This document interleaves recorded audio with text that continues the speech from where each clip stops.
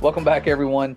I wanted to share something real quick as we are working to prepare for Creation Standard that starts on Monday. I don't have a lot of time, but I thought this was interesting, and you guys would see that our past really shows us what we're up against now. It's no different, it's just more secretive, and it has to do with the early proofs of curvature that we have been battling and debating all these years. Because when you start looking into this and talking to people about it, they always bring up a certain figure, and his name is Eratosthenes. And I remember his name being brought up when I was around some coworkers, and they were making little smart remarks about the flat Earth because word had gotten out that I believed it, and so they'd always make little jokes here and there about it. They'd say things like Eratosthenes knew it was curved back 2,000 years ago, and things like that. They make me angry because they wouldn't listen if we were to show them how this evidence for curvature falls apart. But it's not just about the evidence with this guy. There's something else that I want to share. And so hopefully I can show you both the evidence, how it falls apart, and why this man had a particular bias to prove curvature in the first place. What was he doing if he was real? Because you can't really find his writings anymore. Those things have vanished. Most of them, I think they say there's some letters around, but his famous writings, those vanished mysteriously. But if you don't know who that guy is and what he did, just to summarize it real quick, he was someone they claim a Greek mathematician who was in Syene, Africa, and he knew that a well, this is what Neil deGrasse Tyson says, that on a particular day, this well was fully lit on the bottom, which would be sometime in June, like at the summer solstice. And he knew that if it was lit there, someone far away could have a shadow of a stick in the ground and measure that up in, like, I think Alexandria, Egypt, and use those angles and shadow measurements to tell him the circumference of the earth. And so they say he was able to do that and measure the earth really close to what it actually is now claimed to be. And so that's who he is. That's what he's most famous for, is that alleged discovery proving curvature way back when, before Christ. And so as I'm looking into this claim further, I come across a video from Neil deGrasse Tyson. It's one that was recommended many, many, many times, and I think I watched it just briefly, and it was bogus because, of course, he starts out saying that Eratosthenes used more than one well when all the stories I look up, there was only one well, and there was a stick and a shadow. But Neil deGrasse Tyson's version, there's like two wells, and eventually there's three wells, and the three wells only works on a curved surface, according to him. However, with his images, he destroys his own line of thought because he's using two wells. Again, it was not two wells, but we'll just give him that. We'll say that it was.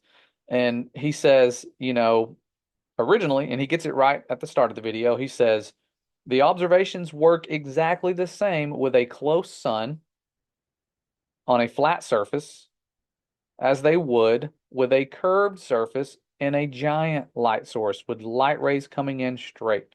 You would literally get the exact same results, he says. So he was right at that point, because you can do that. You can manipulate it and get very similar results on a flat versus curved surface, changing the size of the light source, changing the closeness of the light. And those are some of the experiments that we were working to replicate with Creation Standard, and trying to set those up. You'll see that you can do almost exactly the same with a flat surface and a curved surface, just depending on the light source you're using. Now, what I did was I took a screenshot of his image where he says adding a third well only works on a curved surface, and then he just draws a little cartoon. It has the X. I'm sure he has his own little animators, probably somebody from NASA, and they put an X over a well on a flat surface and said, see, it doesn't work. And the Greeks knew the math. They had it all figured out. It doesn't work on a flat surface. The only problem with that is the way a flat surface works, it would perfectly work on a flat surface. I mean, if you didn't space the wells out correctly and you had them like closer together, or you didn't know the size of the sun, which nobody really does, I don't think. We have estimates and beliefs and we have our imaginations, but I think the way our Father created things, it is a challenge for us to figure out the things that He made. And we don't have to have a number. I don't think a lot of these things can be searched out based on how small we are and how intelligently designed His creation is. But people like to have these numbers because we grew up with them. And so for this image here, you can see all I did was copy and paste his image and flipped it so that it can show you it does work on a flat surface. That local sun can produce the exact same results that you see with 3 wells. And of course, I had to do the same thing again here and copy and paste and flip it. But you can see, you get the picture. Of course, the shadows aren't exactly the same. Why? Because it's a drawing. This is not done to scale. You can produce the same exact results adding another well. The curved surface of a sphere is the same in every direction, and the distance you move something over a flat surface can be made to match that. So that's a summary of Eratosthenes and a false version of his experiments.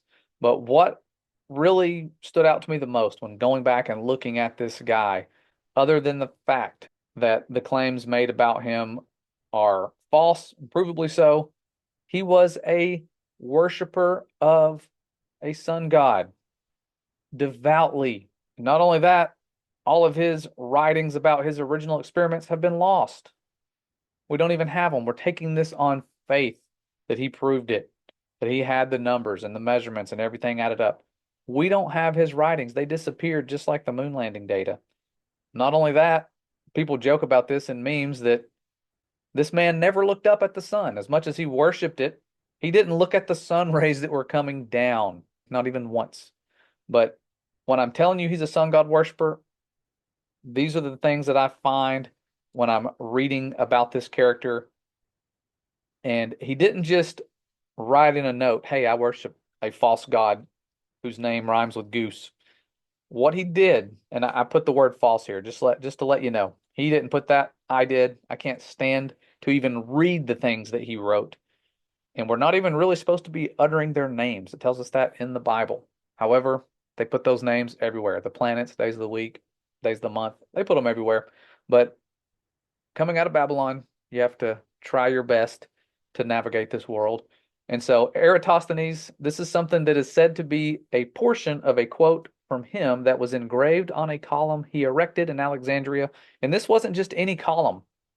He went through a great deal of work to set up a scepter for this sun god, who's often referred to as Helios. And a scepter, if you don't know what that is one of those things that a king holds on to show that they are a ruler. You know, can't be a ruler without one of those. And so going back to what he says, oh, I'm just going to call him Goose because I don't like saying his name. Oh, Goose, false god of heaven. Again, I added the word false. Also receive the scepter at thy hands. Thus may it be, and let anyone who sees this offering say, this is the gift of Eratosthenes of Cyrene. He wanted people to know who he worshiped. He's not as secretive as they are now. He had an agenda. He was trying to create a sun god model for the sun god he worshiped. They weren't secretive.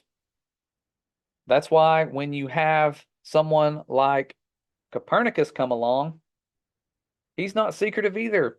He names his model after a sun god so that their false god could receive praise and be at the center of creation.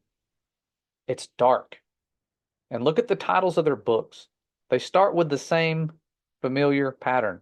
On the measurement of the earth, on the revolutions of the heavenly spheres, on the origin of species. It's like the enemy likes to leave his fingerprints. They didn't even hire a different person to help come up with their titles that are helping to pay tribute to their creators, which Darwin here, his creator, is the explosion that put us going around in circles, spiraling around their sun gods, that Big Bang explosion. And these things are meant to be deceptions devoted to false gods. That's why they have those names. So this is interesting stuff to me, seeing that it's easy to prove we've been lied to. You can go outside, look up, and see that Eratosthenes never did that. And if he was looking up, it was probably because he was paying tribute to his false god.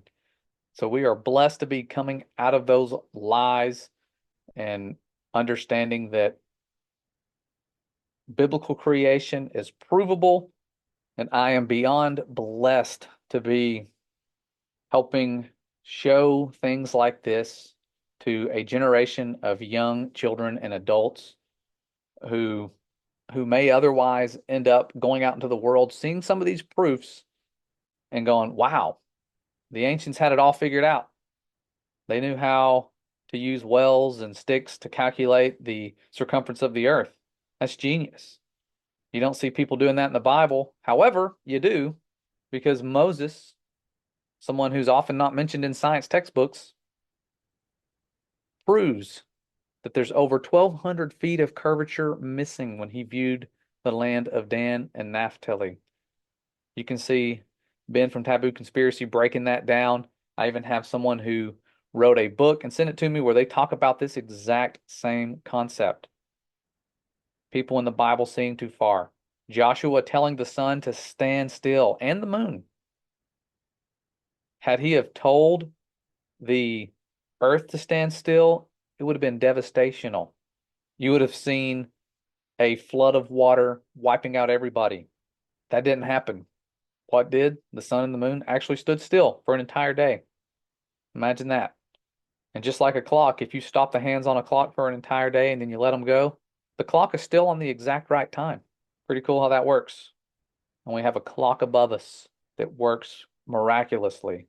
And not only that, like we've said before, with the Messiah at his baptism, that firmament opened up. When he was taken up, it opened up yet again. And when he comes back, it's going to open up yet again. So that's what we're trying to prepare for. It's hard to prepare people when they are blinded by science, but we are thankful that there's so many of you out there being spirit-led and helping share the proofs of creation to get people back to the very front of the Bible to figure out how we're supposed to live. What a journey it is, and we're thankful to have you all be a part of it with us. It's been a blessing. These last almost 8 years now have been something that I would have never imagined, especially given that I started out in a classroom not long before that with a globe in my hand. So I am blessed to be set free out of Egypt and out of Babylon. And we need to stay humble and realize that even after being set free, the people were deceived. Let's always be thankful and always keep our eyes on the truth so that it doesn't happen to us. But thank you all for your support and helping us to where we can focus on creating these lessons without having to stress out about everything else. It's been a blessing having my wife there to take care of all of the administrative stuff so that I can literally devote time and effort to creating things that will become memorable experiences for many people. And I'm looking forward to getting started. However, I do need some prayers because there's a large workload ahead of us and I'm needing guidance. So I just thank you for praying for us, keeping us in your prayers, that we would have the guidance from the Most High, that it not be about us and all the things that we know. And so don't want to get too long-winded. I want to go ahead and, like I said, get back to work. But I love you guys. The Father loves you. And we will see you around real soon.